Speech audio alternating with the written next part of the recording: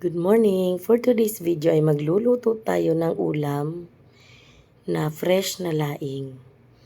Yan, ginisa ko yung bawang, sibuyas, at saka yung isasahog nating giniling, ilagay na natin. Galing sa freezer yan kaya buo-buo pa. So, igisa muna natin tong mga giniling na to.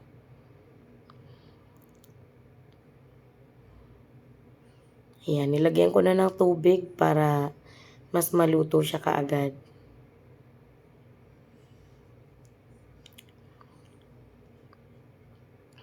Pakuluin pa natin siya para bago natin ilagay yung gulay ay luto na siya. Naglagay lang ako dyan ng asin, paminta.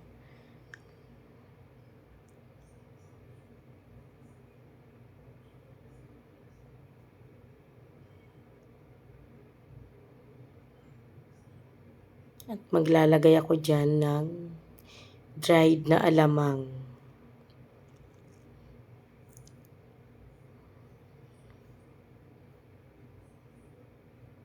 Hindi pa rin na dudurog. Nagkakahiwala yung frozen nating giniling. Nagdagdag ako ng pampalasang magic sarap. At saka yung dried alamang na sinasabi ko kanina. Maglagay na rin ako ng tanglad. Kapag fresh po yung laing na niluluto, kailangan talaga yung tanglad.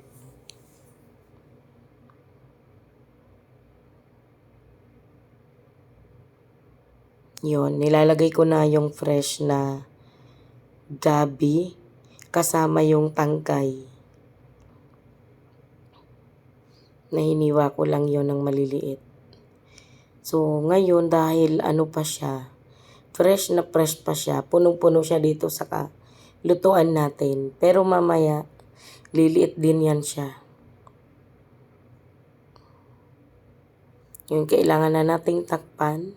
Nagsobra-sobra na siya dito sa lutuan natin.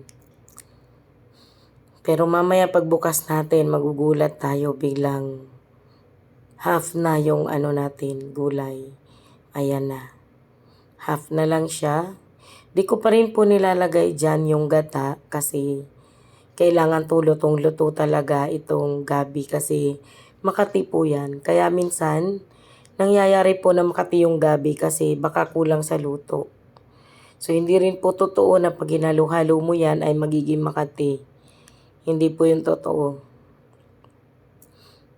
Yan, di pa siya masyadong luto. Kaya tatakpan natin ulit. Ayan, pagbukas, ganito na yung itsura. Actually, lutong-luto na po siya sa time na yan. Kaya pwede na nating ilagay yung ating gata. Ayan o. Lutong-luto na. Luto na rin yung lahat ng sangkap. Kasi pag nilagay natin yung gata ay mabilis na lang po yan mag-evaporate yung sabaw. Yun. Isang balot lang ng kukumama yung nilagay natin kasi konti lang din naman talaga tong niluto natin. Mukha lang siyang marami nung fresh pa. Pero ngayon dahil naluto na ay konti na lang siya. Tinakpan ko, tapos maglagay tayo ng mga sili. Yung sili po ay di ko yan dinurog kasi sobrang anghang ng sili na yan. Baka pati po ako ay hindi makakain. So may sabaw-sabaw pa. Option mo kung gusto mong medyo may sabaw-sabaw or talagang tuyo. Pero pag ganito talagang fresh, mas recommended yung meron siyang konting sabaw-sabaw. Ayan, may konti pang sabaw-sabaw pero para sa akin ay ayos na po yan. So, yun lang for today's video. Thank you so much.